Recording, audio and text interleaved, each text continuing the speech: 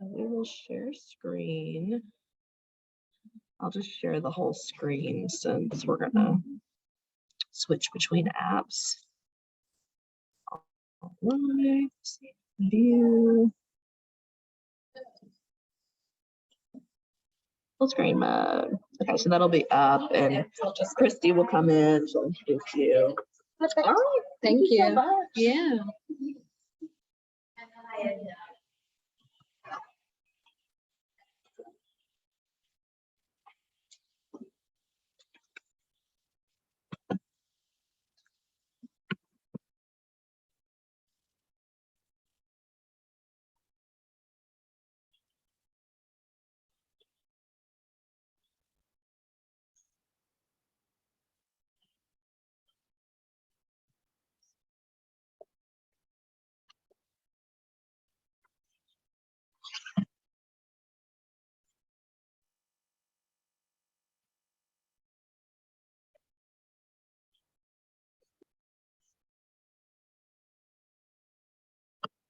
Hello.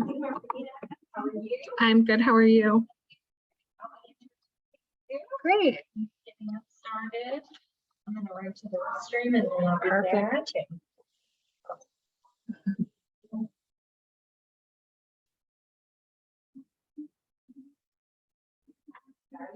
I'm good. How are y'all? What org are you guys from?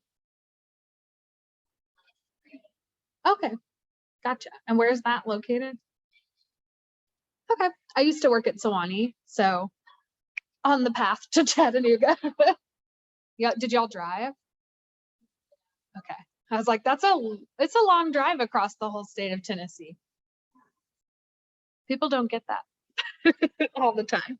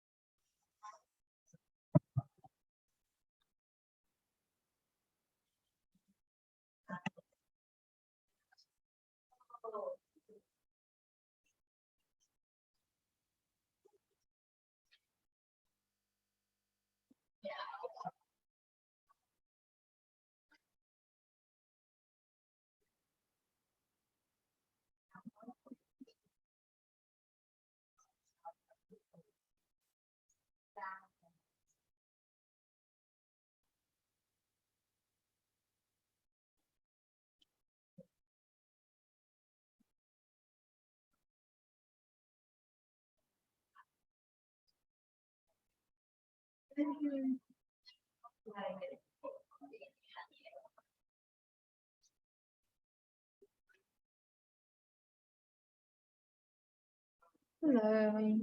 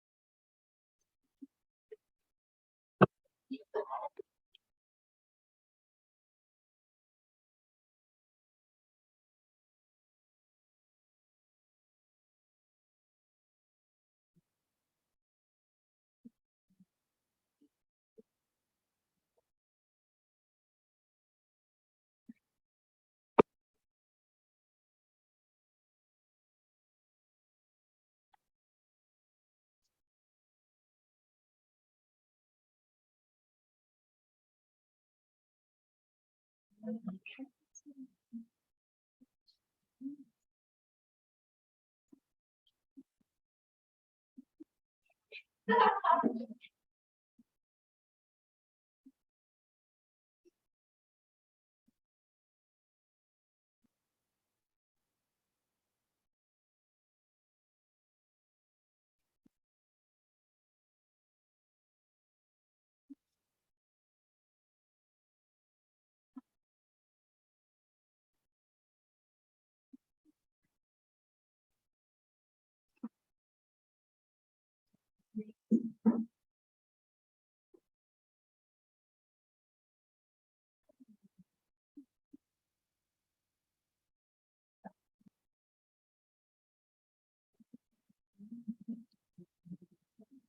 are,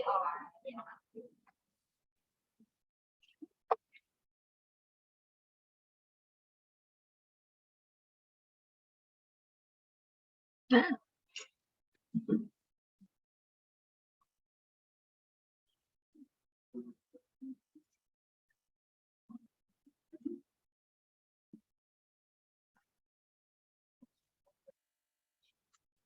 I already have your plan out.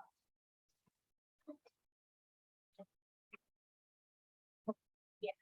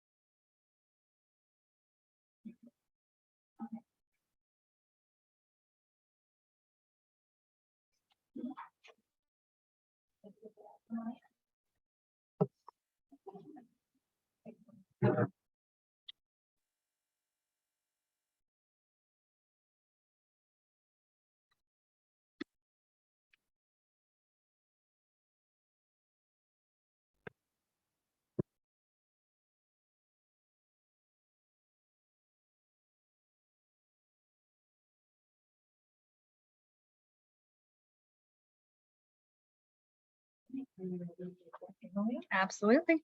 Great. Hello, everyone. Welcome. Thanks for coming to this session, the Introduction to Trauma-Informed Care. I want to introduce Maria Michonsky. Thank you.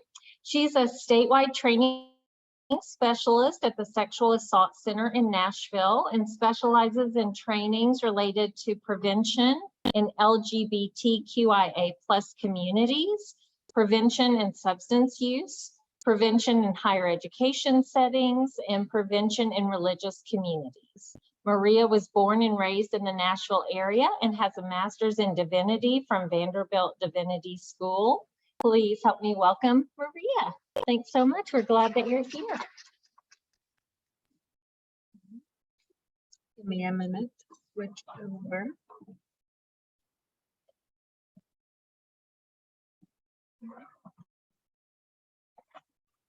All right, welcome everyone. So I'm really happy to be with you all today, and we're going to take a look at trauma-informed care, knowing that for some people this will be an introduction, and for a lot of folks it may be a reminder, a refresher, a chance to kind of circle back and think through these again within your own context of your organization. If I can make my clicker work.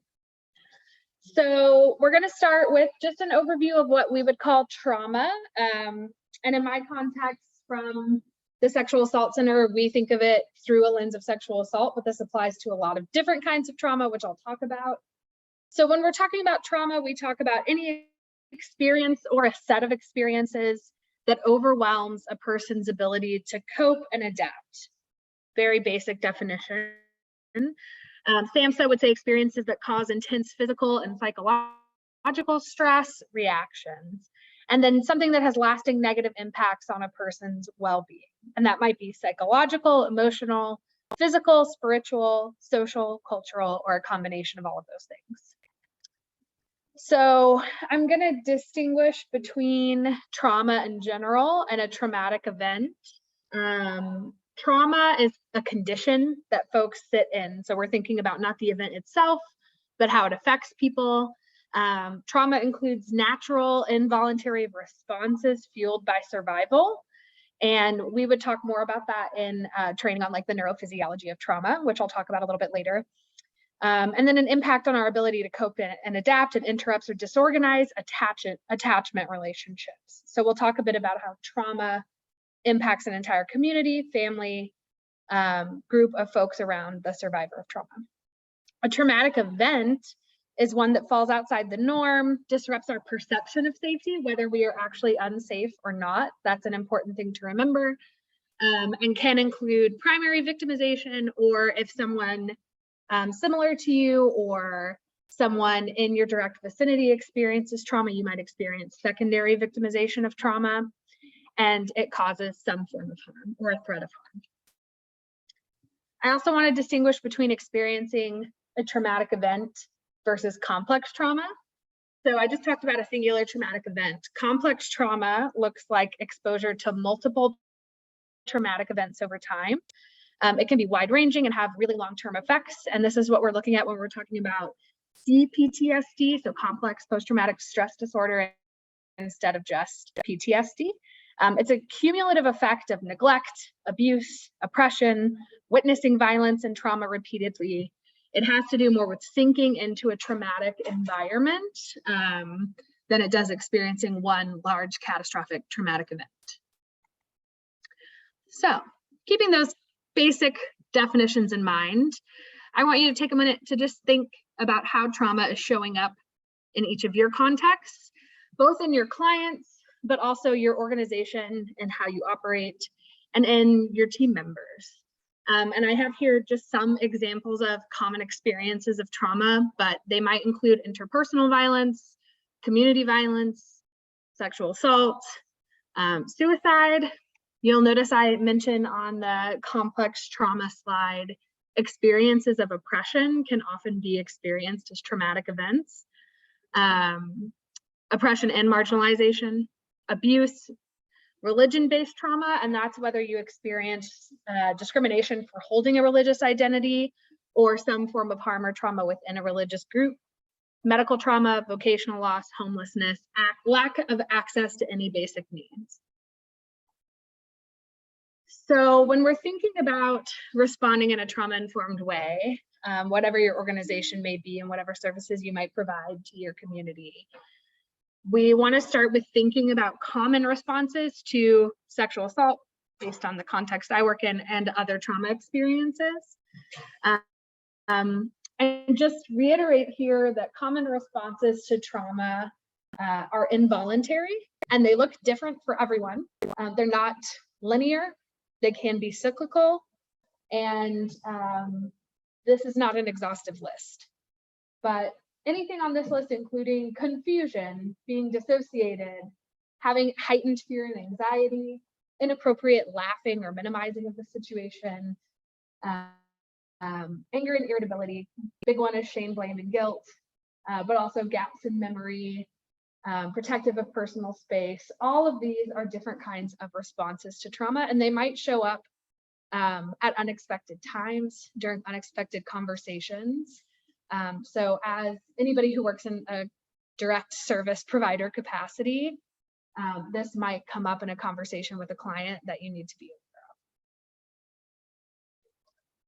So I'll touch here briefly on what we might talk about the neurophysiology of trauma, which is just involuntary bodily responses to trauma. Most of us have heard of fight, flight, and freeze. Many of us have heard of fawn. All of these are involuntary bodily responses to trauma. Fight is obvious, fighting the situation, reacting in a way that is attempting to fight back against what is happening. flight, fleeing the situation or leaving, freeze, being stuck, feeling trapped, feeling an inability to move forward to seek care or to turn in a new direction. And fawn is people pleasing. So that's one that's harder to look out for, but that's going to be anybody who comes to you. Some element of their care is connected to trauma that they've experienced. And instead of being willing to delve into that, to discuss how it's impacting them, they're saying, oh, I'm fine. Oh, whatever option you say first is best. You know, doing whatever they can to navigate out of the situation as quickly as possible. So if that's what we're thinking about as the general landscape of trauma, we want to talk about how we respond. And I'm going to read this quote from The Body Keeps the Score, which if you haven't read it, I would highly recommend, by Bessel A. van der Kolk, because I think it bears sitting with and savoring for a minute. When we think about what trauma-informed care is and why it matters, no matter what our context is, that if we're providing some form of direct care, that we keep trauma-informed care in mind. Bessel A. van der Kolk says, being able to feel safe with other people is probably the single most important aspect of mental health. And I would say the entire health landscape, not just mental health. Safe connections are fundamental to meaningful and satisfying lives.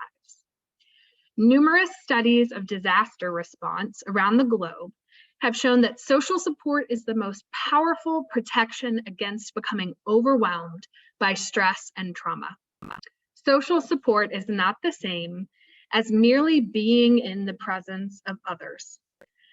The critical issue is reciprocity, being truly heard and seen by the people around us, feeling that we are held in someone else's mind and heart, for our physiology to calm down, heal, and grow. We need a visceral feeling of safety.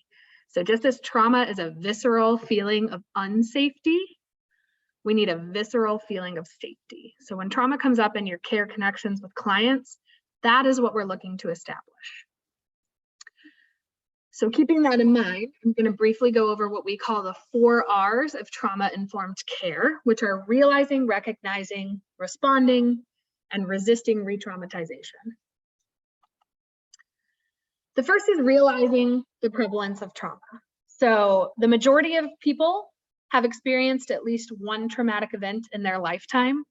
In my work, we talk a lot about statistics about sexual assault. It's even broader when we're talking about trauma in general. We also know that there's no one kind of person who looks like a victim or survivor of trauma, and that trauma looks different on every single person who experiences it. And that working in care professions, you're going to work with a disproportionately large number of folks who have experienced trauma, because people come to you looking for some form of care. The next step is recognizing how trauma affects people. So again, thinking back to that spectrum of trauma responses and symptoms, and know that they show up in all different kinds of combinations and severities. It also means an awareness of different and less common trauma symptoms that make us better practitioners. So that's like thinking of fawn, not just fight, flight, freeze.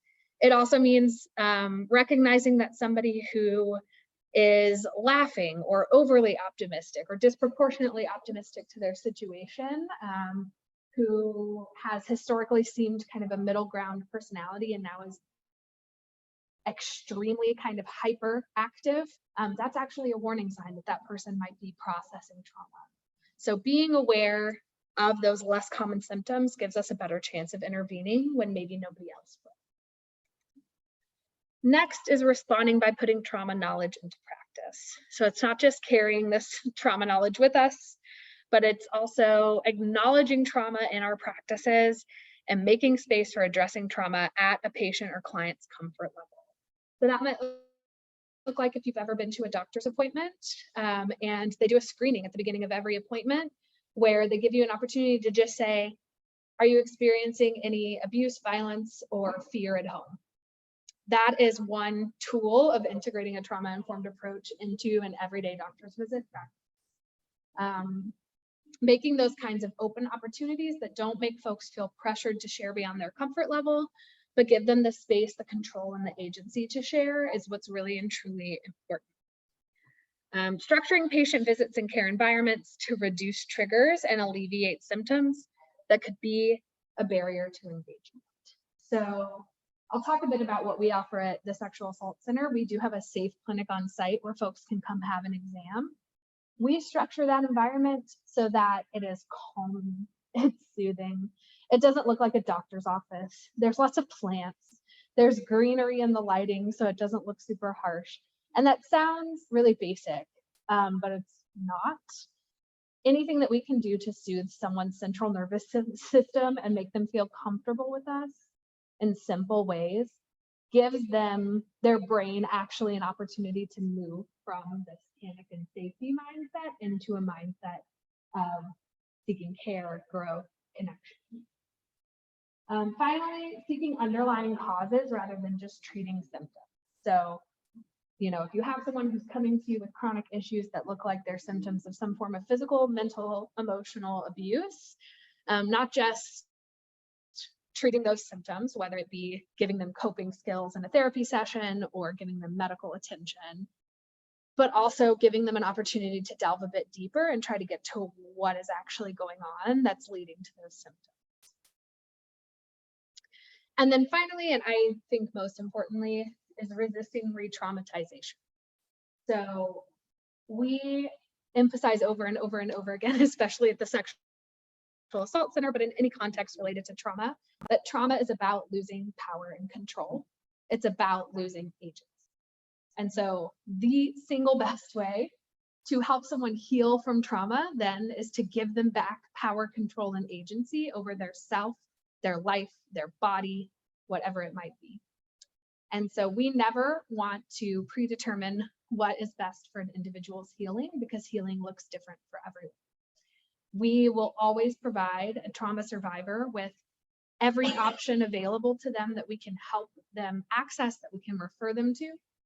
Let them make a choice and respect that choice, even if they want to change that choice later. In my context, this looks like when we work with survivors, we tell them you have an option to get an exam if you want. You don't have to get an exam if you don't want. You can stop in the middle of the exam if you want. You can get the exam and do nothing with the rape kit for 10 years, and that's fine too. It looks like only calling the police if they want the police called to make a police report, not making that decision for them. You know, never pushing someone towards any one particular choice. Yeah, I think I covered everything there actually. So then there's 6 core principles of a trauma-informed approach in addition to these 4 R's. These are themes that ran through those 4 R's, so I'll just go over them briefly. But these are things that we really want to say we in our organizations embody that make up an environment of care and healing for trauma survivors. The first is safety. So that is throughout the organization, not just for patients, but for your staff, that everyone present feels physically and psychologically safe in the environment of care you're providing. This also looks like trustworthiness and transparency. So thinking about your organizational structure, thinking about how your decisions are made. Are they made transparently? Are goals maintained with trust? I know that this might sound slightly disconnected, but every level of your organization has an opportunity to foster an environment of safety and healing for trauma survivors. And if you have staff members who are trauma survivors, which you do, the more you provide them an environment of support and care, the more able they are going to be to make your care environment one that works well for your clients. The next is peer support. So having individuals with experience who are integrated into your organization, whether that's your staff, volunteers, former clients who share their stories, collaboration, so an awareness of power differences, knowing that if you're a care provider, that is a power differential, that being a care provider automatically puts you in a position of power, and that needs to be held with intention and respect for someone who's coming to you for care. That goes hand in hand then with empowerment. So that empowerment means having a strengths-based focus while recognizing the reality of trauma in someone's life. It includes a belief in resilience without a forceful focus on resilience being the most important step in someone's healing journey. So someone might not be ready to name, I feel resilient, I feel like I have access to this. And so it is about believing in their potential while meeting them where they're at. And finally, humility and response. So taking opportunities like this, even if we're aware of trauma-informed care, to step back, think about it, remember, check in with our staffs, be aware of our own internal biases, and stereotypes around historical trauma that are going on in our organization. So a few things to consider. No two people are exactly alike. Everybody will experience and exhibit trauma symptoms differently. But knowing that there are some commonalities. So there's no normal reaction to trauma, but rather there are some trends in how trauma affects us as human beings that we can connect around. And finally, balance. So trying to find a balance between treating the victim survivor as a unique individual, but also normalizing their experience. And that can be a difficult balance to strike. So just some quick kind of cheat sheet, avoid this, try this instead for trauma-informed care. We want to avoid minimizing someone's experience, which can be really hard. It doesn't sound hard, but when someone is in a state of trauma response, it can feel like it is imperative to soothe them, to help them calm down. And that might actually come across as minimizing their experience. Being directive and authoritative. Again, we want to think about power and control always in interactions with trauma survivors. So we want to make sure that they get to be directive. They get to be authoritative. We take a supportive role. Making assumptions either about their experience or about how they feel about their experience. Being judgmental, not just of them, but of any aspect of their experience. For trauma survivors, especially if they're a victim of interpersonal violence of any kind, being judgmental of the perpetrator of that violence might actually turn them away from care if they are still stuck in a pattern of abuse or violence or feel connected to that person in some deep way. So we want to reserve judgment. We also really want to avoid filling space and silence out of discomfort. It is both bodily and mentally and emotionally very, very, very difficult to share trauma experience. And so if we don't allow for silence, it might never bubble to the surface. We want to avoid analyzing or denying. And we really want to avoid using our own words to describe the incident. So for example, if a client comes to our clinic and says that they've been assaulted, we're going to mirror to them when we discuss your assault, the assault that happened to you. We're not going to say they've been raped because that language doesn't align with how they feel about their experience, and it might serve to make them realize what's happened to them is worse than they thought. It might make them panic. It might make them feel disconnected. What we want to offer you to try instead is validating and normalizing. So again, saying you're not alone. You are not the only person this has ever happened to you. Your responses are valid. Your responses are normal. Being invitational, asking the simple question, is there more? Is there more you'd like to share with me now? Is there more you'd like to talk to me about later? That simple question can open the floodgates for people. Being reflective, so again, not trying to dig deeper necessarily if someone isn't ready, but just responding back what they've said to you to make sure you've got it. Saying, I hear you say this happened to you. Did I get that right? Is there more? Empowering the client or patient, again, to share their story, to make the best decisions for them, to seek a further level of care. Embracing silence, trusting and believing. So something that we share, especially in our bystander intervention training, is that unless you are an investigator or a police officer, your role is not as an investigator or a police officer. When someone comes to you with an experience of trauma or sexual assault, your role is to trust and believe that person's experience and what they're telling you. And the reason that we share that information, specifically with sexual assault, but this maps onto other trauma experiences, is that sexual assault is one of the most underreported crimes, and false reports are only 2%, which is the same as all other felonies in the United States. And that maps onto other forms of trauma.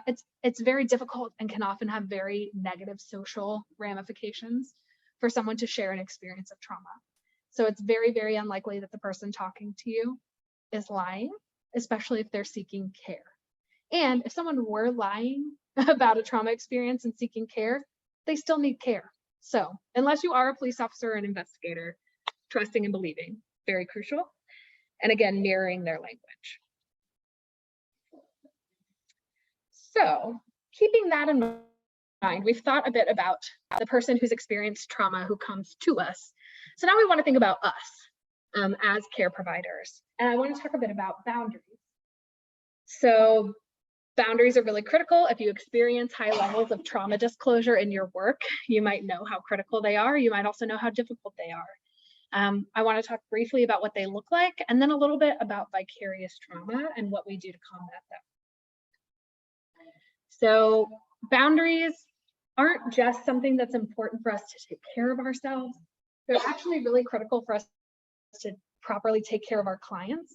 So if we can't mirror proper boundaries for our clients, they're never going to learn how to establish proper boundaries.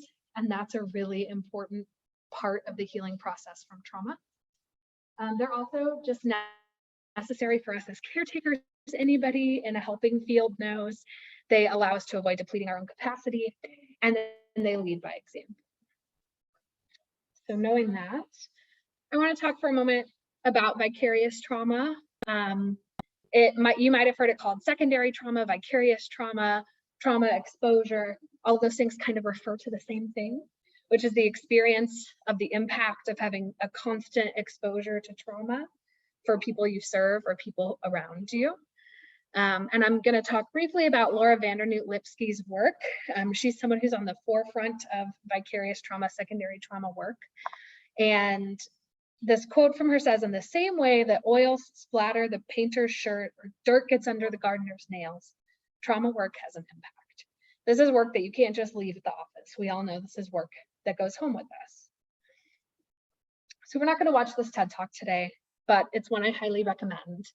And she is someone who spent years and years and years in helping fields, had a personal experience of getting extremely burnt out and not wanting to let it go, and having to step back to take care of herself. She decided to take a new direction and dive into research on those of us who are in helping fields and how our bodies absorb trauma and how we therein take care of ourselves and our communities so that we can continue in our work without completely melting down and burning out. Her book is Trauma Stewardship, also highly recommend. So I'm gonna send you home with a little bit of homework, and this isn't the end, it's just a brief break. And I'll sit on this slide for a minute so you can take a picture or write it down. But I really want you, especially if you're in any leadership capacity on your team, go back to your home organization and make a space to discuss trauma exposure responses and self-care. Before I came to the Sexual Assault Center, I was embedded in 2 different clinical teams, one in drug and alcohol inpatient treatment and one in a higher education context. And in both of them, turning points for our teams in terms of turnover, in terms of team morale, and in terms of our success rates with clients, the different data markers that we might use for client success and achievement. We're sitting down in our weekly team meetings and our clinical debriefs and making an hour or 2, maybe every 6 months, every 3 months, to just check in and say, how are we doing with trauma exposure? We've had a very heavy 3 months. We had this really intense case. We have this ongoing issue. How are we doing? What do we need? And how are we taking care of ourselves and each other? So just acknowledging that with your team can open the door for these conversations. It gives you an opportunity to know yourself and how you show up for your clients while avoiding re-traumatization. And it's going to need to look like some real radical honesty.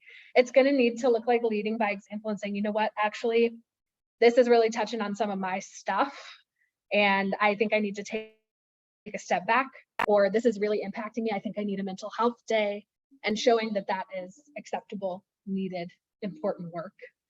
It's also going to look like remembering that your relationship to trauma can change at any point in time, because if you're not one of those among us who has experienced trauma, you might become one of those among us at any point in time. And so keeping that in mind for your teams and checking in with your teams on a regular basis gives folks an opportunity to air if where they're at has changed, which is also important.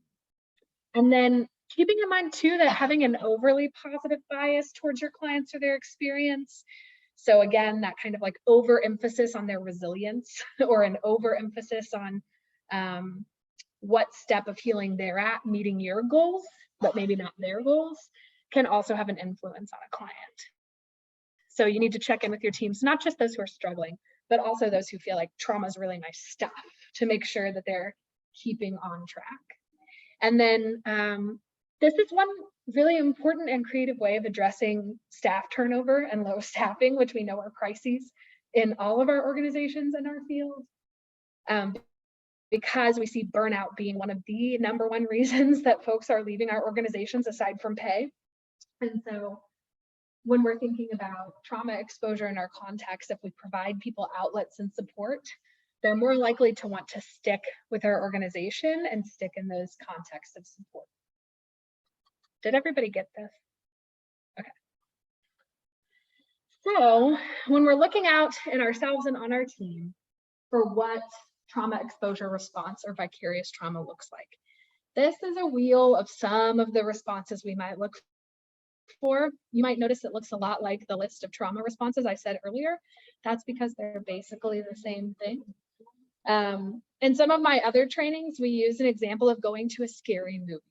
So you go to a movie theater, you've signed up for this, you bought a ticket, you're going to a scary movie. You know that there's going to be jump scares. You know that it's not real. You know that it's on a screen. But when the jump scares happen, you still yell. Your heart rate still goes up. Your palms still get sweaty. You might grab the person next to you involuntarily, even though you know it's not happening to you and it's not real. That is physiologically the same thing that happens in vicarious trauma. You know it's happening to someone else, not to you.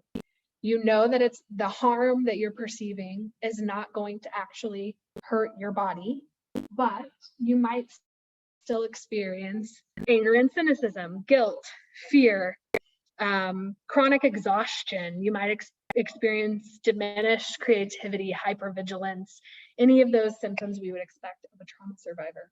And it will have physical effects on you as well that are completely involuntary. So when we talk about self-care, you don't need to answer this question out loud, but think about it. This is when you want to talk with your teams about. Self-care gets thrown around a lot as a buzzword these days. We're not talking about one night where you have a bubble bath. We're talking about deep self-care, and it might involve a bubble bath regularly, but it needs to be a concept that you integrate into your daily life, where you are aware that you are a human being in need of care and safety, and that if you work in a field that involves trauma exposure, you're going to need that on a regular daily basis. So I want you to think about how you take care of yourself at the end of a draining day or week. That might look like time outdoors. It might look like sleep. It probably should look like one-on-one therapy for almost all of us in helping fields. Therapists need therapists too. You know, it might look like exercise for connection, but it also might look like social advocacy for what's at the source of the traumas that are coming into your clinic. It might look like practicing increasing our workplace boundaries, walking away from work and turning off your work emails for the evening, setting a boundary with a client who is too close to home for you, those kinds of things. So having covered that, I am going to talk a little bit about the organization I work for in our context, because we have some good examples of integrating trauma-informed care into a clinic and a nonprofit organization as a whole. So I work for the Sexual Assault Center in Nashville. We are an organization that serves all Tennesseans statewide. In person, we see a lot more Nashville area folks, but we offer all of our services statewide. First and foremost, we have our SAFE clinic. which I've talked a little bit about already, and how it is set up as a trauma-informed practice. It is available 24/7. We offer SAFE exams, which are sexual assault forensic exams, to anyone 16 and older. Otherwise, we refer to Our Kids, which is another organization in Nashville who serves folks 15 and younger. We offer trauma-informed exams. We contract with Nashville General, so we have an overseeing attending and then a staff of sexual assault nurse examiners who will provide exams for anyone who comes in. And then we also connect to advocacy services, therapy services, etc. We have an entire therapy team. Our therapy team is focused on being trauma-informed. That means for a lot of the time that our treatment planning and our treatment goals are really focused on what healing looks like for that individual. We don't have you have to have these 5 characteristics. I mean, we have some regulations that we have to adhere to, but in general, we don't say every single person needs to have these 5 goals met to graduate from therapy with us at the 12-week mark. We try to focus on the individual. Our advocacy team spend an immense amount of time with our clients. They are the connectors of our organization. So they will work with our clients to pursue legal and financial benefits from the state, help inform them on their rights, accompany them to court, kind of all that behind the scenes, needing someone to come alongside you and walk with you through the process, give you all your options, but not tell you what to do. That's what our advocates do. And then our training team, which I'm a part of.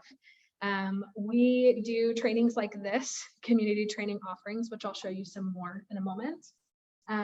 And another program that I work on is we run the statewide Safe Bar program in Tennessee, which trains any alcohol serving establishment in Tennessee to have better bystander intervention skills and resources to be able to create safer environments.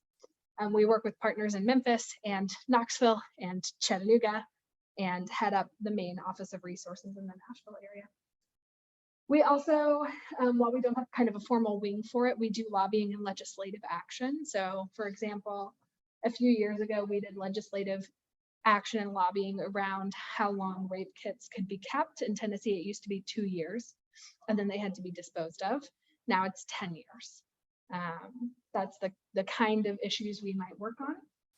This is our statewide hotline, 1-866-811-RISE. It's also on our website, it's on my card. That is a 24/7 housed by us crisis and support hotline. And we emphasize the support piece because we don't want people to feel that they can only call the hotline if they've just been assaulted. Anyone can call the hotline, whether you are a survivor and you need immediate assistance, you're a survivor and it's been a while, but you need some form of support. You have questions about sexual assault and you don't know, or if you have a loved one who's experienced sexual assault and you need connection to resources, support groups, therapy, any other kind of information. A story I shared, maybe sometime at breakfast today. We had a young woman who was assaulted in Nashville. She was going to college there. She came into our clinic last month, and her parents were in Memphis. So she called her parents. She was getting an exam at our clinic. Her parents were going to come up. Her parents were in a state where her dad was ready to come to Nashville and not come to the clinic, but go searching around the city for who did this and caused some form of bodily harm. She had her parents call the hotline, and one of our hotline staff members stayed on the phone with her parents from Memphis to Nashville the whole way and talked them through their feelings so that when they arrived at our clinic, they were able to respond to their daughter in a trauma-informed way and in a supportive way instead of causing more harm or re-victimization. And that is our website at the bottom. So other training offerings that we provide, and I kind of work out of both sides of our team, both Safe Bar and community training. So please feel free to reach out. These are all free. Our training team is funded to provide all of these for free. We do travel across the state and we always offer virtual options via Zoom. So if you're interested in any kind of a training or one not listed here, but that you think might be connected, reach out to us because we're happy to build new trainings. But we offer things like the neurophysiology of trauma, so delving into that really a lot more, talking about the brain and how it operates, how trauma impacts us bodily. My wonderful coworker, Marissa, works on wellness retreats for direct service providers. So if you're a direct service provider and you feel like your team is struggling with trauma exposure and you'd really like a wellness retreat, she does half day, full day, 2-day retreats. They can be virtual, they can be in person, they can be in person at your location or at our location, to kind of take a bigger pause, step back, and think through your team's skills. We offer things like sexual assault 101, 201, child sexual abuse 101, 201, gender and sexuality 101, responding to disclosures. This next Thursday from 4 to 5, I'm offering a public virtual community training on responding to disclosures from loved ones that's accessible via our website on Zoom. We regularly offer Zoom offerings like that. Safe Bar and Safe Tracks. Safe Tracks is just like our program, but we're launching one for the music industry in Nashville and then across the state of Tennessee. And then bystander intervention. So I've left a bit of time for questions in case you have ones. I know this is a broad topic, so if you have ones for your particular context, I'd love to answer them. Yeah. So I'm gonna just step in quickly. If you could stand up and just project a little bit so everybody can hear. Sorry. Okay. But this is going back to the beginning when you were talking about like realizing or recognizing. One thing at my organization, we've had like a lot of recent patients who have been through a sexual assault. And we realized that our intake forms don't really have any questions related to that. Is there a specific way you guys would recommend phrasing that? I would say having any question is better than having none. I would love to, we would be happy to help work, draft some language. I also know Vanderbilt as an entire health organization includes that in all of their intake. So you might look at their question because it's very simple. And you can do it a couple of different ways. You might ask just very directly, like, have you experienced an assault? What organization do you work for? Okay, gotcha. Yeah, you might, I just went to the session that you all had earlier. So I saw your intake form, which has lots of great open-ended questions. So I think it would be a really appropriate form to just say, have you experienced a sexual assault? Have you experienced any other kind of trauma that you would like to share with us, and leave it optional? So if folks don't want to share that information, they don't have to. Thank you. Great question.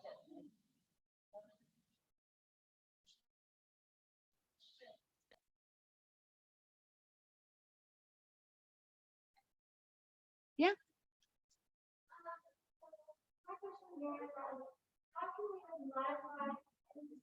You're fine.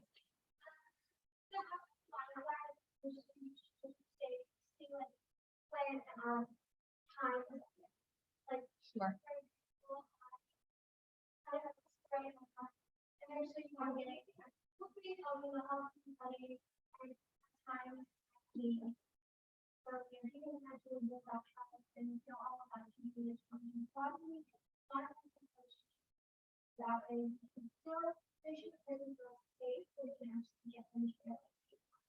Yeah, that's a great question. And it's one we hear from a lot of our partners, especially ERs in Nashville. I think the single most important thing to keep in mind is giving someone all their options and then respecting what they choose to do, which is also maybe the single most difficult thing to do as care providers, because our vocation, we so desperately want to connect people with care and provide people care. And so I think it's really important for us to remember that our sense of urgency might not be their sense of urgency, and that we have to respect that. And knowing that they might have acute care needs, right? So I think it is providing all the options, mirroring what you're seeing in them and what you're hearing from them, saying, I'm hearing you say this. I'm hearing you've experienced this. I'm hearing this is what you are feeling, either physically or emotionally. A lot of people in your position have said that they need X, Y, Z.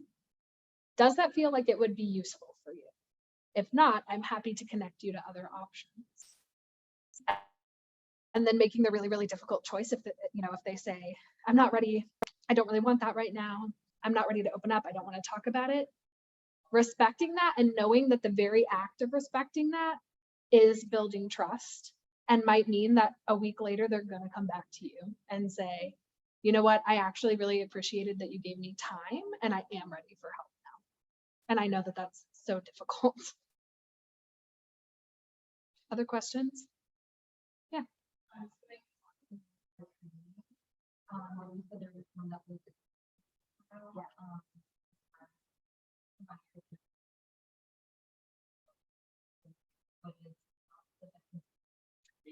So those retreats kind of get tailored to the organization and the team's needs, right?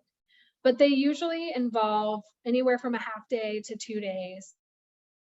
Our most typical is 1 day of guided team activities, team reflections, and maybe some additional training information, depending on what your team needs, on self-care, team care, trauma-informed care, vicarious trauma. It really depends on what your organization needs, but it'll be some combination of resources, time for you all to talk together really in a facilitated format, and in a format where you have time set aside where the impetus of the event is, hey, we're actually going to talk about maybe some of the more difficult things we haven't gotten to. We're going to take some time to talk about team care, community care. So this is an opportunity to share freely and in a facilitated way. And our trainer will also maybe provide some questions and some activities that you might not get to some of those deeper questions about what's going on in your team. But it's very kind of personalizable.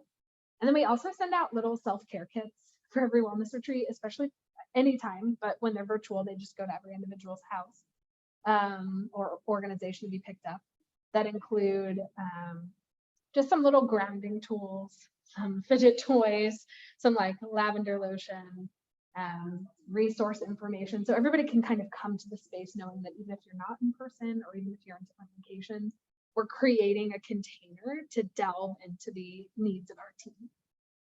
Did that answer your question? Yeah, if you reach out to me, and I have some of my cards that I can give out after. I'm collaborating on some of those retreats with another coworker on our training team. Her name is Marissa Machoto. And so we would work on getting that scheduled for you if it fits well. While you are thinking of your other questions, scan the QR code on the back of the program so you can have the evaluation session. You don't have your program. Yeah. So let's take another question. Yeah. And if you don't have one now, but you want to chat about something particular to your organization after, or anything that we do at the Sexual Assault Center that isn't related to trauma-informed care, I'm happy to chat. Yeah. Can you speak up a little bit? I'm gonna pediatric clinic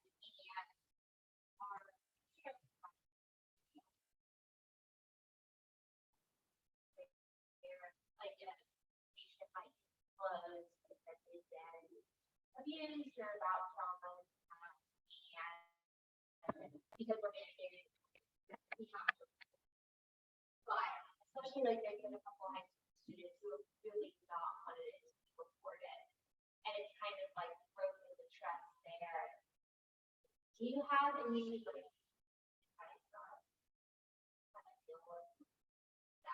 Yeah. That is definitely one of the most difficult issues that we run up against in terms of our legal responsibilities, safety responsibilities, and trauma-informed care. In the state of Tennessee, just in case you don't know, every single adult is a mandatory reporter of any form of child abuse or endangerment. So if you hear of any kind of a disclosure of child abuse or endangerment, we are all responsible for reporting that. And there's a lot of scholarship, and there are a lot of folks who talk quite a bit about mandatory reporting being at odds with trauma-informed care. It's very tricky. We know that mandatory reporting has its benefits in terms of ensuring safety, especially for minors who don't have access to as many resources and an understanding of what trauma is and the abuse that they're experiencing. And it's also when we're looking at like higher education institutions, this question comes up again and again because there are many people who don't think mandatory reporting is useful. Regardless of where you fall on that, if you're in a position where you have an obligation to report, it can compromise kind of your trust and relationship with that person. That's just the truth. And the best thing you can do then is sit down and have a very frank and honest conversation with that person and say, this is what I have to do.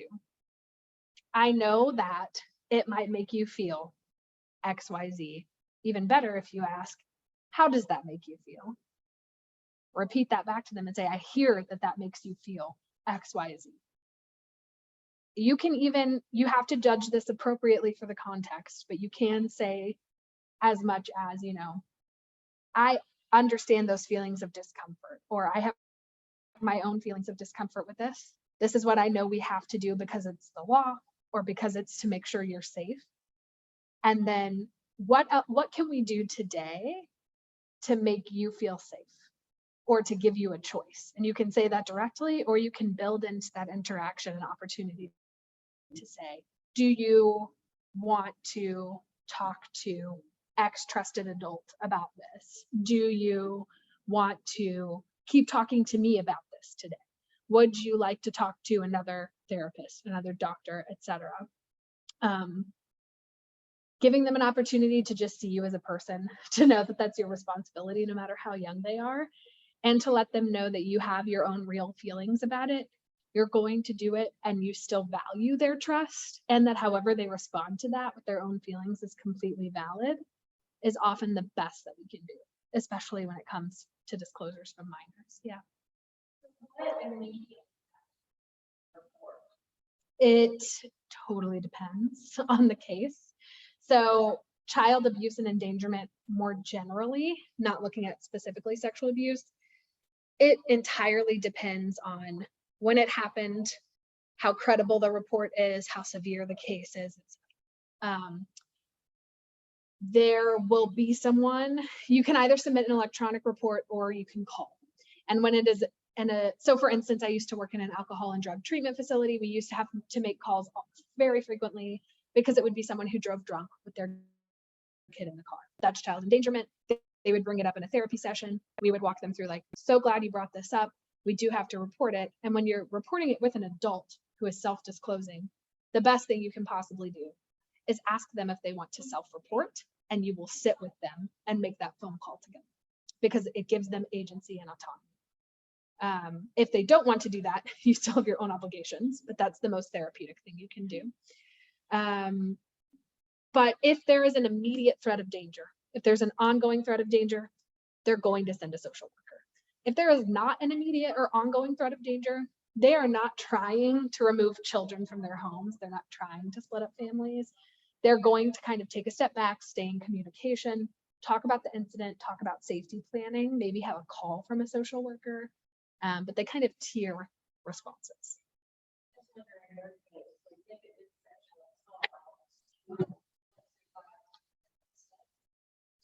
They're going to send a social worker. Yeah, if that happened, if there's an immediate threat of danger and you make that report, they're going to tell you, do not let that child leave your custody until there's a safe adult to pair that child. So they kind of talk you through immediate safety planning if it feels like it's necessary. And so if you have a question, if it's immediate danger or not, call. Don't put it in online because it might delay them helping you figure out your next step. Other questions? Thank you all. I'll be up here.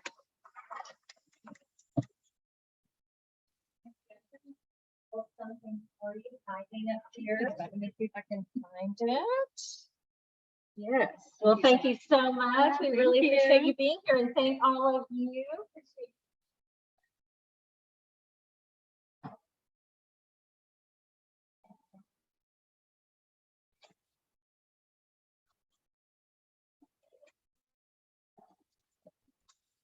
Oh,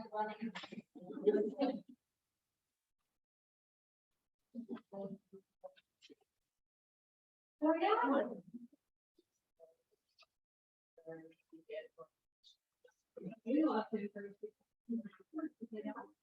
Yeah, this baby, baby, and I'm like, oh, wait, don't see the thing.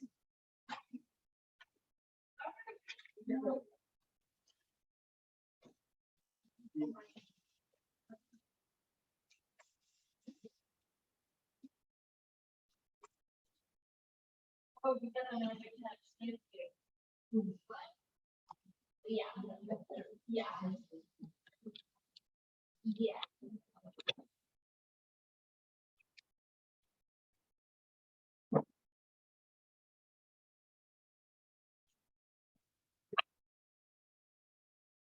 Can I grab a photo of the sign? You can make it wrong. I have a camera. Right away, I don't think. Thank you. Thank you so much. Thanks for what you do. Happy to.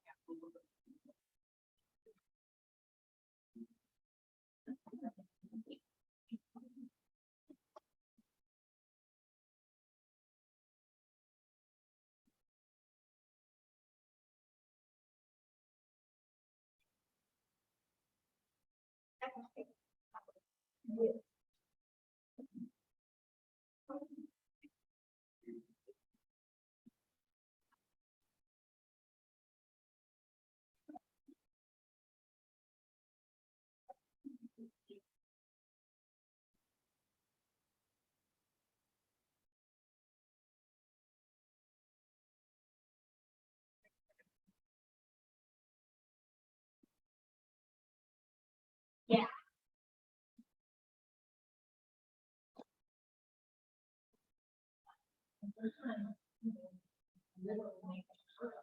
Yeah.